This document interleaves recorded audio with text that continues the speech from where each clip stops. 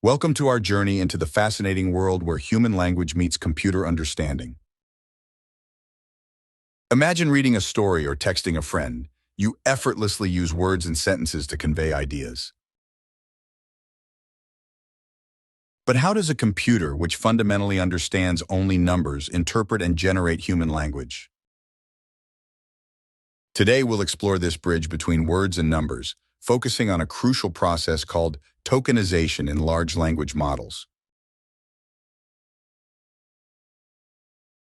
To appreciate the importance of tokenization, let's first understand the challenge at hand.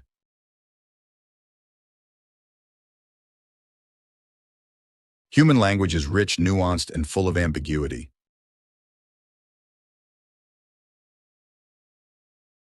Computers, on the other hand, operate using binary code, sequences of zeros and ones. The question arises, how can we translate the complexity of language into a format that a computer can process and learn from? The first step in this translation involves representing text as numbers. This is achieved through systems like Unicode, which assigns a unique numerical code, called a code point, to every character in almost every writing system around the world. For example, the letter A might be assigned the code point 65. These code points ensure that computers universally understand which characters we're referring to. However, computers don't work with code points directly. They need to store and transmit data in bytes, groups of 8 bits. This is where encodings like UTF-8 come into play. UTF-8 encodes each Unicode code point into one or more bytes, allowing efficient storage and compatibility with systems designed for earlier standards like ASCII. This encoding is vital for representing diverse languages and symbols in a standardized way.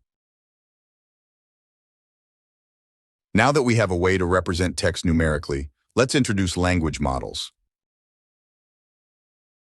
These are computer programs designed to understand and generate human-like text. They learn from vast amounts of data, recognizing patterns, grammar, and context. For a language model to learn effectively, it needs the text data in a form that balances detail with computational efficiency. This balance is achieved through tokenization. Tokenization is the process of breaking down text into smaller units called tokens. Tokens are the fundamental pieces that the model processes. They can be as small as individual characters or as large as entire words or phrases. The choice of how to tokenize text greatly affects the model's performance and efficiency. One straightforward approach is character-level tokenization, where each character is a token. For example, the word hello becomes A-E-L-L-O. While simple, this method has drawbacks. It produces long sequences of tokens for even short texts, increasing computational load. Alternatively, we might consider word-level tokenization, where each word is a token. The sentence, "I love coding," becomes "I love coding." This method captures words as meaningful units, aiding understanding. However, it presents challenges with vocabulary size. There are hundreds of thousands of words in a language, including slang, technical terms, and typos. Handling all possible words requires a vast vocabulary, making the model large and less efficient. To address these issues, we turn to subword tokenization methods like byte pair encoding, or BPE. BPE strikes a balance between character-level and word-level tokenization. It starts with individual characters and iteratively merges the most frequent pairs to form new tokens. This approach captures common subwords like ing, pre, or tien, effectively handling new or rare words by breaking them into familiar components. Let's see BPE in action with the word running.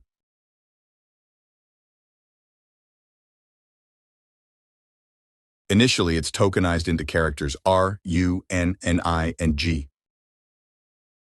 We find the most frequent adjacent pairs in this case and followed by N.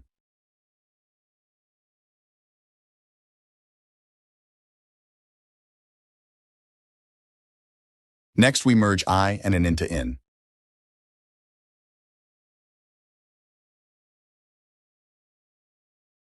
Our sequence becomes R, U, N, G. By capturing these common subwords, we reduce the sequence length and help the model understand language structure.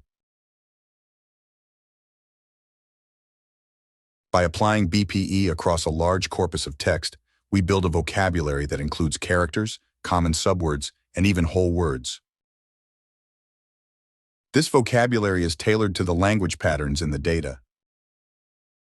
Frequent words or subwords become single tokens, while rare words are broken down into smaller known components. Consider a practical example with the word unhappiness. Using BPE, we tokenize it into unhappiness. Each token represents a meaningful subword.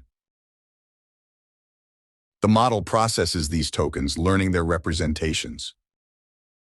When generating text, the model can combine these tokens to form words, even if it hasn't seen the exact word before. Beyond BPE, there are other tokenization methods like word piece and sentence piece. Word piece, used by models like BERT, builds a vocabulary of subwords focusing on maximizing the likelihood of the training data. Sentence piece treats the input text as a raw stream of characters without predefined boundaries.